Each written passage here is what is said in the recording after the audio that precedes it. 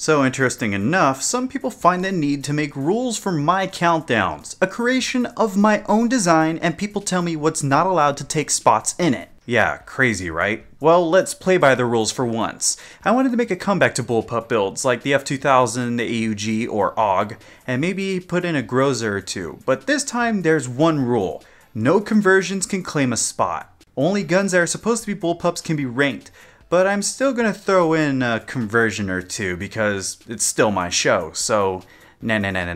Anyways, this is all in good fun, so let's get into the next rendition of the Airsoft Top Series. This is the Top 5 Airsoft Bullpup Builds, Episode 2, which is gonna begin in Greece thanks to a previous top spot holder named George for his extremely rare and classic 1/2 Asahi WA2000 Super Deluxe, which has a twisted past attached to it. Okay, it's a little twisted, no one died.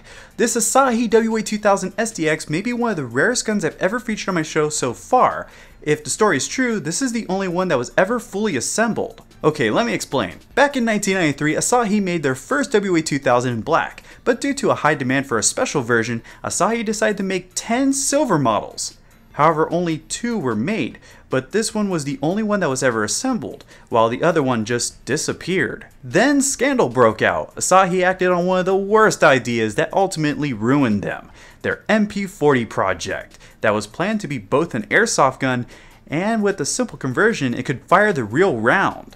The company closed and the owner was imprisoned shortly after. Rumor even says that there was even a gold version of this gun, but that was never true and none have ever been seen. But if you want to get this unicorn in your possession or in your collection, then prepare to get a bank loan of $6,000 and don't forget about that hefty import fee from Greece, which is sure to be tacked on. And that's all for a gun that didn't even have hop-up in it, but George here had to fit this gun with a specialty hop-up made by a builder named SniperX. This gun uses a pneumatic solenoid engine, and it only is semi-auto, and it does feed from the correctly placed 31 round magazine, so that's pretty cool. As rare as this classic gun is, it's still 90% stock, which explains its low rank on this countdown, but anyone can admire the story behind this near one-of-a-kind replica that to this date remains one of the rarest guns of all. Only if the theme of this show was different, then for sure you'd take the top spot again, George, but you should know that so many people are admiring your gun here once again. Coming back to the present now, we can now dive into the modded world with Matthew of Arizona and his G&G Hydra powered F2000 at number 4. If you've been a fan of Splinter Cell for many years like Matthew, then maybe you can understand this setup to mimic the SC20K in the game. All the way up front is a foam-filled suppressor and a Lancer Tactical EGLM below that took quite a bit of dremeling, epoxy, and half-inch screws to mount securely. But inside this builder included a 590mm Angel Custom 6.01 tightbore inner barrel and a Maple Leaf 80-degree bucking and a Wolverine Gen 2 Hydra powering it all. For a build cost of $1,200, this is one of the very few video gamer builds I've ever featured on my show. But maybe I should just make that video game themed show already. But what do you guys think? I'm pretty sure I should just make the video gamer show already because I keep getting asked to do it.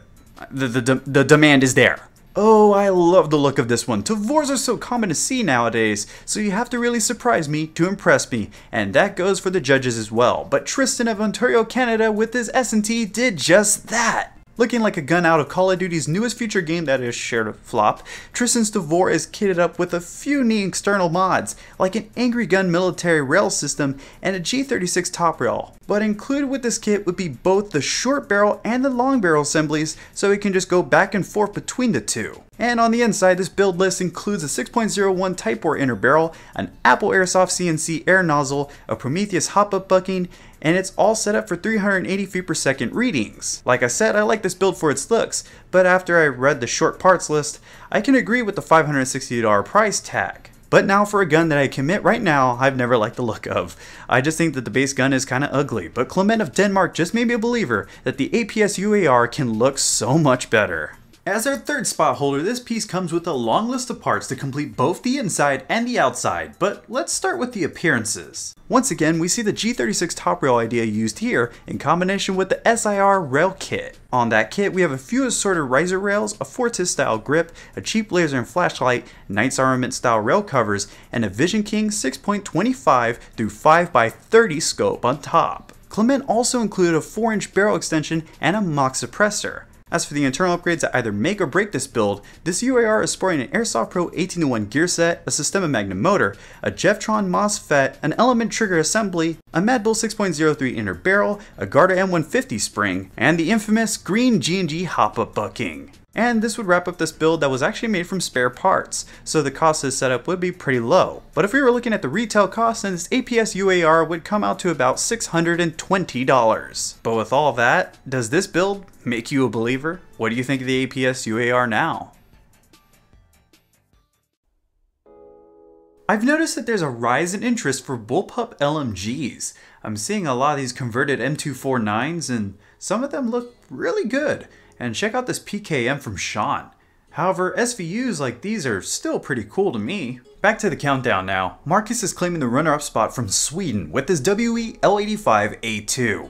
The L85 is so rare to see here in the US, but never have I seen one so well put together. But these looks start with the tan coat of paint throughout, then quickly spread to the Madbull Daniel Defense rail kit that bears a big dragon grip pod and an ACM rail covers. Next up, Marcus has a WEA cog with a red dot on top, and that all rides on a Z-mount and riser. With the build cost roughly coming out to $1,300 and feet per second reads of 360 or 1.7 joules, this WE comes packed with RE-Tech parts like a rare steel bolt, CNC trigger, sear, and hammer. And for range, Marcus has a RE-Tech 6.01 510mm inner barrel with the Maple Leaf 75-degree Autobot bucking and a homemade flat nub to finish this solid L85A2, and I love it all. I still gotta get myself one of those ICS L86s though. For sure, that's gotta happen. Okay, last build, and it's filled with all sorts of handcrafted parts, so I know this parts list is gonna be big. This one takes the top spot from the country of Denmark, and he's doing it with the Wolverine Inferno CO2 stock Wraith Magpul PTS pdr-c. That's a bit of a long name. Congrats Daniel, your build was chosen for the top spot. I just love how this show brings in so many different builds that are shaped by where they're coming from. Now to get this CO2 Wraith system to fit into this little gun, a lot had to be done to the internals, which include crafting a 3D printed gearbox shell for the Inferno and Pro and hop-up. Then with the 3D printed trigger box with the Spartan Edition FCU and trigger board, standard M4 triggers can now fit properly. Everything was designed and drawn by Daniel himself, including the aluminum parts which were milled down by one of his friends, like the CNC low profile adapters and regulator. Then the rest of the $1,000 budget was thrown towards a 3D printed grip extension, which also holds the Wraith CO2 adapter. And lastly, a Holosun T1 sight helps Daniel's aim, and this all completes the only fully contained HPA CO2 powered pdr-c in the world, as far as Daniel's knowledge is concerned. And funny enough, I played with a pdr-c before at High Ground Airsoft CQB Arena, and it was a lot of fun. However, I've never dabbled with the Wraith system or any Infernos. But maybe one day, I'll get lucky. Call me biased, but I just like bullpups. My favorite would be the AUG though, especially this model, the H-Bar. But I really do like the one with the 1.5 power scope on top. That one just looks really good to me. But what's your favorite bullpup gun? Let me know in the comments down below, or tell me what you thought about any of the builds that you saw here today. I think I'm going to take a break from countdowns for about a month though. Then come back with something like top 5 things I hate about Airsoft, which should be pretty triggering for some of those people out there. It's going to be all in good nature, just something to rant for the sake of ranting. But hey, if you have something that you want to add to the list of things I hate about Airsoft, then let me hear them in the comments down below. Now before I go, I want to thank everyone who submitted, you for watching, and I'd like to thank all the groups who participated in this rendition of the Airsoft Top Series. But until the next video drops from the city of San Antonio, this has been Scott Hollenbeck, and I'll be sure to see you all next time.